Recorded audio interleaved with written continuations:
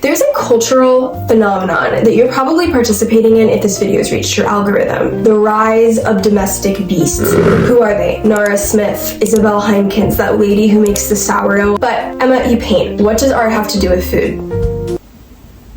Everything. Because the food industry has accomplished the goal that most artists spend a lifetime striving for, to create an experience. I'm making a generalization, but I think as a society, we don't really know what to do with art. I think a part of that is because artists don't really like to give a lot of context for their work. They want you to try to figure it out yourself. But I like a story. I want to know what I'm looking at. And I think that's something the restaurant industry does very well. When you walk into a restaurant, anywhere from Nobu to an Applebee's, there's a menu, there is a setting, there's a vibe, and then from there you make the experience your own. And that's what I'm doing today. I'm not just painting, but I'm going to try to create an experience for how I want my art to be enjoyed by throwing a postal New England-y tea party based off of the great matriarch herself, Garten.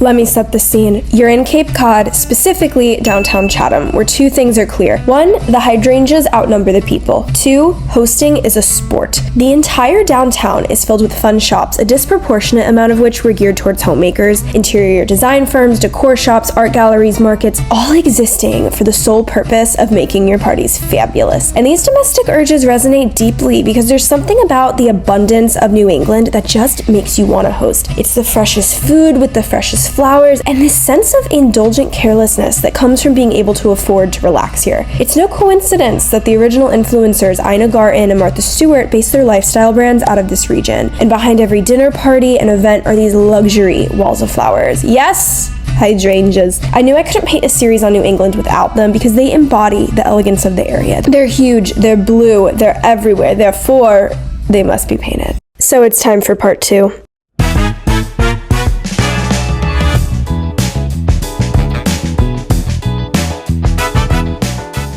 So first things first, I knew this painting needed to be massive and luxurious. A hydrangea painting wasn't enough, a hydrangea wall was required. So I found a canvas that was the length of my body. To prep it, I added several layers of gesso and sanded the canvas down to remove any texture. But I think there's still a bit of bounce. A little too much bounce. So I have to tighten the canvas up, and while I sketch the underpainting, let me answer the question you've all been wondering. Why Ina? Why is this video for her? One, she's a national treasure. People have been throwing parties in her honor, and this video is a long-form artsy rendition of that.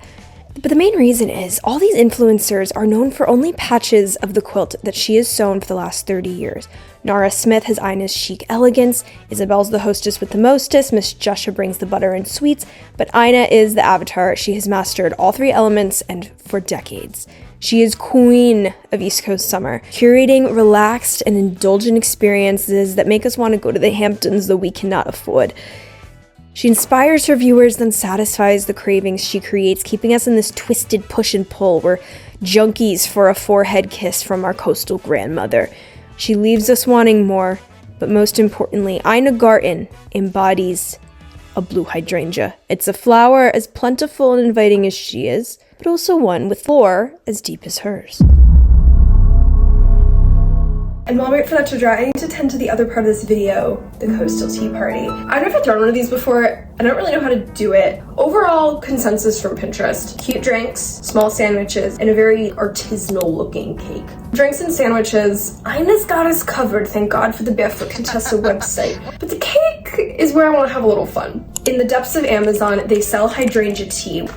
I ordered the teas, I'm gonna taste them and then build the cake around those flavors. I've never had anything hydrangea flavored before, so it feels like I'm inventing a thing. Or it doesn't exist because it's bad.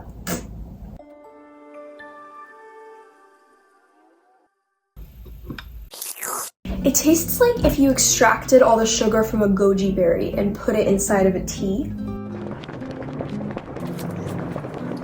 Palette cleanser. Hydrangea. This is the second brew of the hydrangea root. This is mulch. Just because it's literally wood doesn't mean that it's bad. I did some research to see if it paired well with citrus and matcha.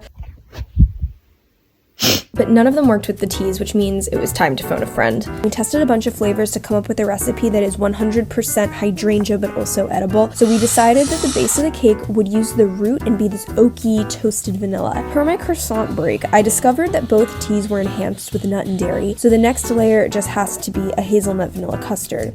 We needed some goji berries, so we made a jam on top with Cabernet Sauvignon reduction, since it's the oakiest one involved. And of course, it's incomplete without a crunch layer, so a little sesame honey bark might do the trick. This is the plot. Let's return to the painting. It's time for the toner, the leaves, and the hydrangea lore as promised. So I did some research on hydrangea history because it's really important to know the full historical and cultural context behind the subject of your painting, just in case there's any hidden symbolism you didn't mean to include. Like POV, you paint peaches on red star fabric because you think it's pretty. But an art historian comes by and says, oh, yes, I know what this means. Peaches represent longevity, red stars are a communist symbol used during the Russian Revolution. So now your cutie patootie peach painting is this unconscious declaration of blessings upon Russia. And maybe, just maybe, that was not your goal. Point is, regardless of your intentions, art history will decide what your painting means in context to all other works of art made ever. Moral of the story, Google what you're painting.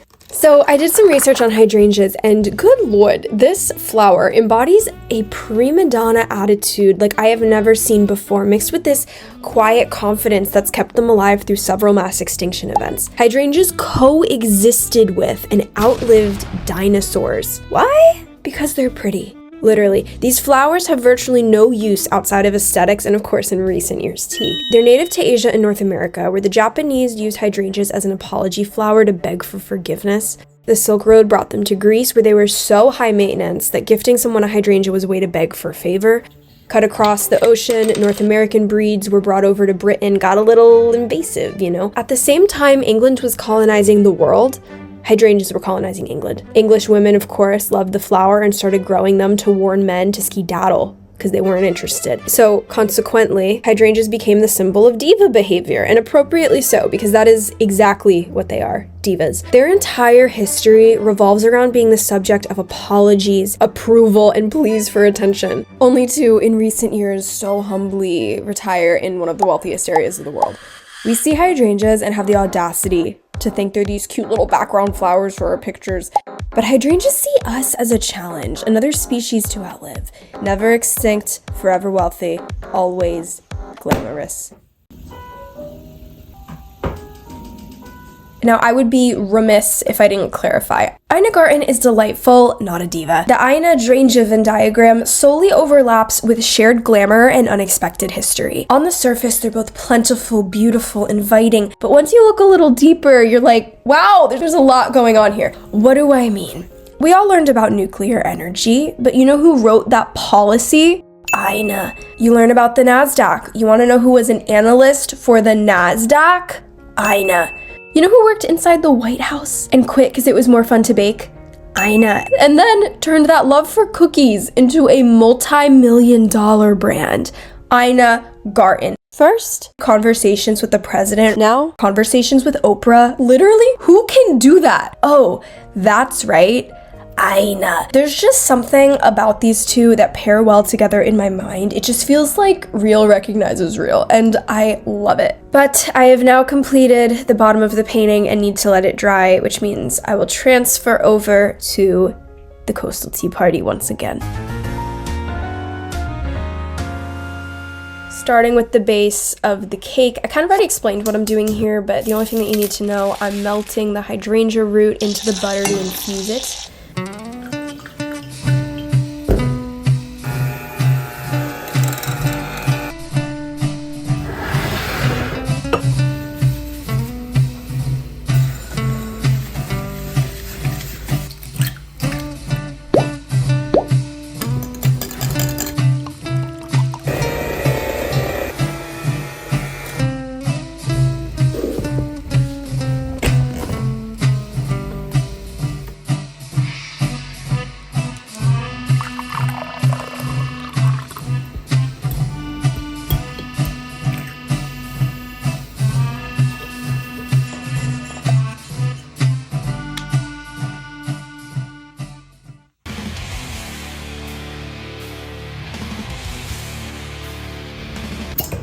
Yay.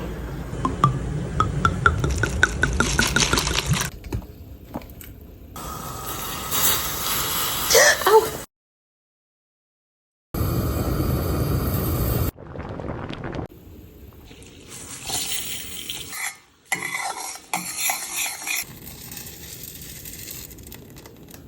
All the cake parts are done, so we're just gonna assemble it real quick and then return to the painting.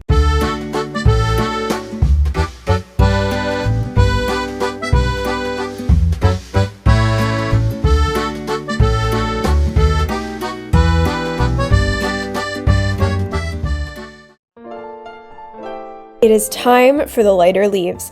I envisioned this painting with a gradient color flow from darks at the bottom to lights at the top, and I wanted big contrast. Navy blues to baby blues, everything in between. This is how zoomed in we are.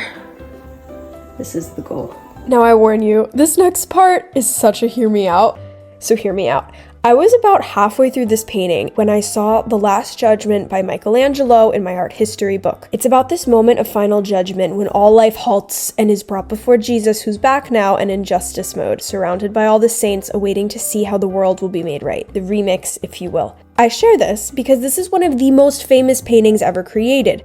But something about it was vaguely familiar to me. One bad Photoshop session later, and I gaslit myself into believing that I accidentally or subconsciously was mimicking the composition of The Last Judgment.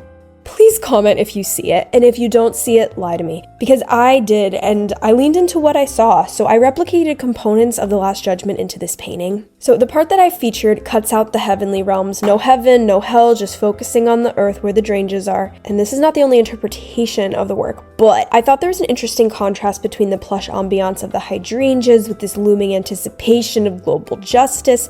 It's the divine end of all things painted with a flower that's historically a symbol of wealth and beauty. In the background of our parties is this painting of a moment where all materialism is instantaneously meaningless in the face of our mortality.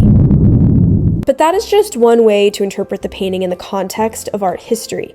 But like any song, poem, culinary experience, please make it your own. Make it a good story. I personally made it my own by including Miss Ina and throwing a party, which I must get back to. I summoned all my Jeffreys and they're on the way over. So as I set up for the tea party, here are my concluding thoughts on what to do with art. I share the hydrangea lore because I think their history deserves some attention, but ultimately it's a flower and it will remain in the background of our parties.